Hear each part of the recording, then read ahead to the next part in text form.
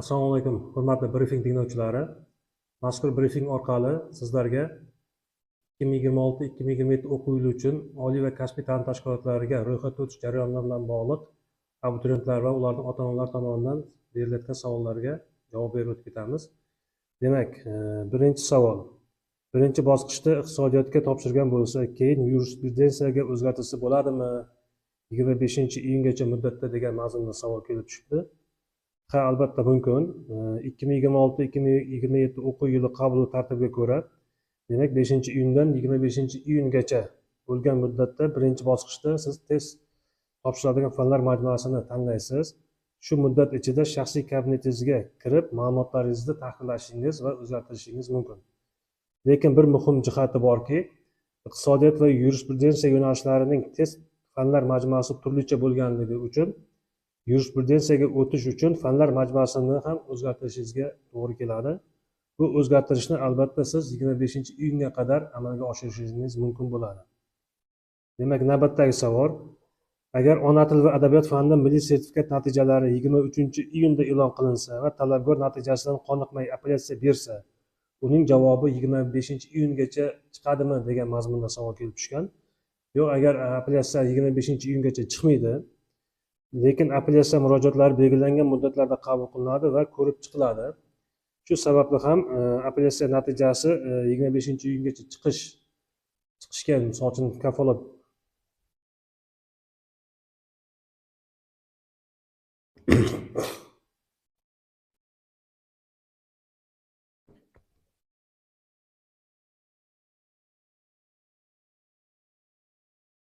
Assalomu alaykum, hurmatli brifing tinglovchilari.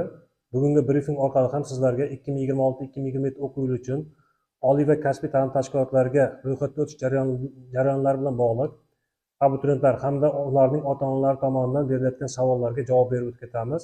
Demak, dastlabki savolni o'qiyman. Men birinchi bosqichda iqtisodiyotga topshirgan bo'lsam, keyin yurisprudensiyaga o'zgartirsam bo'ladimi degan mazmunda savol kelib tushgan. Ha, albatta o'zgartirish mumkin, lekin 5-iyundan 25-iyungacha bo'lgan birinchi bosqichda siz test topshiradigan fanlar majmuasini tanlaysiz. Shu muddat ichida shaxsiy kabinetingizga kirib, ma'lumotlaringizni tahrirlashingiz va o'zgartirishingiz mumkin bo'ladi. Lekin bu yerda bir muhim jihati borki, iqtisodiyot va yurisprudensiya yo'nalishlarining testlar fanlar majmuasi turlicha hisoblanadi. Shuning uchun yurisprudensiyaga o'tkazish uchun fanlar majmuasini ham o'zgartirishingizga to'g'ri keladi. Bu o'zgartirishni albatta siz 25-iyunga qadar amalga oshirishingiz mumkin. 25-iyundan keyin ro'yxatga o'tish jarayoni to'liq yakunlangandan keyin bu narsa amalga oshmaydi. Navbatdagi savol: agar ona til va adabiyot fanida milliy sertifikat natijalari 23-iyunda e'lon qilinadigan bo'lsa, talabgorlar natijasidan qoniqmay apellyatsiya bersa, 25-iyungacha apellyatsiya natijalari ko'rib chiqiladimi degan mazmunda savol kelib tushdi. Ma'lumki, apellyatsiya murojaatlari belgilangan muddatlarda qabul qilinadi va ko'rib chiqiladi. Shu sababli apellyatsiya natijasi 25-iyungacha chiqishiga kafolat berilmaydi. Lekin sertifikat natijalari e'lon qilingach, sertifikat olish uchun yetarli ball to'plagan abituriyentlarning natijalari shaxsiy kabinetida aks etadi. Agar apellyatsiya natijasiga ko'ra talabgorning balli yoki natijasida o'zgarish yuz beradigan bo'lsa, bu holda yangilangan ma'lumotlar albatta shaxsiy kabinetida aks etadi. Shu bois abituriyentlar bu masalada xavotirga tushmasliklari lozim. Apellyatsiya natijasiga ko'ra kiritilgan o'zgarishlar qabul jarayonida albatta inobatga olinadi. Demak, navbatdagi savol: telefon raqamini yo'qotgan yoki parolini unutgan abituriyentlar qanday yo'l tutishlari lozim degan mazmunda savol kelib tushibdi. Agarki telefonda parolini unutgan bo'lsa, unda my.uz.bimbim.uz saytiga kirib, parolni tiklash funksiyasi orqali, demak, yangi parolni tiklab olish mumkin. Telefon raqamini yo'qotgan bo'ladigan bo'lsa, u holda shaxsiy kabinetga kira olsa, telefon raqamini o'zgartirish funksiyasi bor. Shu funksiya orqali telefon raqamini o'zgartirsa bo'ladi. Ham telefon raqamini yo'qotgan, ham parolni unutgan bo'ladigan bo'lsa, u holda pasport yoki ID kartasi bilan Bilim va malakalarni baholash agentligining viloyatlardagi hududiy bo'limlariga murojaat qilishlari kerak. Agentlik mutaxassislari telefon raqamini yangilab beradi. Agar parol esdan chiqqan bo'lsa, ayrim hollarda OneID orqali kirish imkoniyati ham mavjud. Shundan so'ng telefon raqamini yangilash imkoniyatiga ega bo'ladi. Endi navbatdagi savol: joriy yilda maktabning 11-sinfni tamomladi, lekin haligacha attestat berilmadi. Oliy va kasbiy ta'lim muassasalariga kirish test sinovlarida ishtirok etish uchun ro'yxatdan o'tishda attestatsiyani kutishim shart kerakmi yoki ro'yxatdan o'tsam bo'laveradimi degan mazmunda savol. Demak, bunga quyidagicha javob beramiz. my.uz.bmm.uz sayti orqali oliy va kasbiy ta'lim muassasalari qabul uchun onlayn ro'yxatdan o'tish, tugatgan ta'lim muassasasi ma'lumotlarini kiritish lozim bo'ladi. Lekin joriy yil bitiruvchilari, demak, umumta'lim maktablari, kasb-hunar maktablari hamda akademik litseylar bu yilgi joriy yil bitiruvchilar hisoblanadi. Ular mazkur ma'lumotlarni to'ldirmaydi. Joriy yil bitiruvchilarining tugatgan ta'lim muassasasi ma'lumotlari tegishli vazirliklarning axborot tizimlari orqali, integratsiya orqali avtomatik qabul qilinadi. Bunda joriy yil bitiruvchilar attestat berilishini kutmasdan, demak, my.uz.bmm.uz saytiga kirib, shu orqali demak ro'yxatdan o'tishlarini tavsiya qilamiz. Demak, navbatdagi savolni o'qiyman. Agar abituriyentlarda chet tili yoki umumta'lim fanlaridan milliy sertifikat mavjud bo'lsa, sertifikat to'g'risida ma'lumotlarni dasturga kiritish talab etiladimi? Abituriyentlarda chet tili yoki umumta'lim fanlaridan milliy sertifikat mavjud bo'lsa, ya'ni Bilim va malakalarni baholash agentligi tomonidan taqdim etilgan sertifikatlar bo'lsa, bu sertifikatlar to'g'risida ma'lumotlarni demak dasturga kirish talab etilmaydi. Dasturda o'zida avtomatik ravishda sertifikatlar aks etadi. Keyingisi, agar abituriyentda xalqaro sertifikat mavjud bo'lsa-chi, xalqaro sertifikatni tizimga kiritish kerakmi degan mazmunda. Albatta, agar abituriyentlarimizda xalqaro darajada sertifikat bo'ladigan bo'lsa, ro'yxatdan o'tishda albatta sertifikat ma'lumotlarini dasturga kiritish lozim va albatta ro'yxatdan o'tishning oxirgi kunlarini kutmasdan bu narsani ertaroq amalga oshishlarini iltimos qilardik.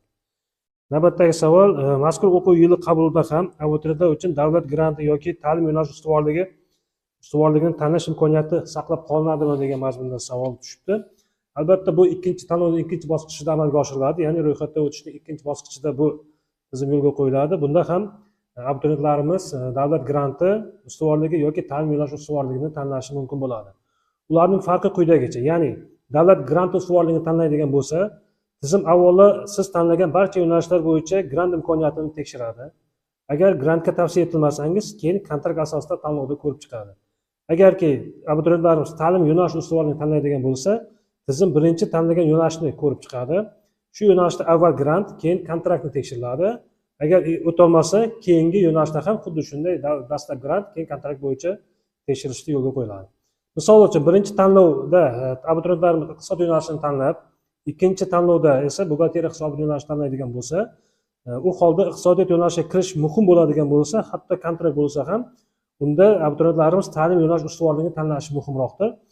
Agar abituriyentlarimiz uchun qaysi yo'nalish bo'lishidan qat'iy nazar davlat granti asosida o'qish muhim bo'ladigan bo'lsa, u holda esa unda davlat granti ustuvorligini tanlagani ma'qulroq. Demak, navbatdagi savol, men 9-sinf shahodatnomasi bilan ham topshirsam bo'ladimi degan mazmunda savol kelib tushgan.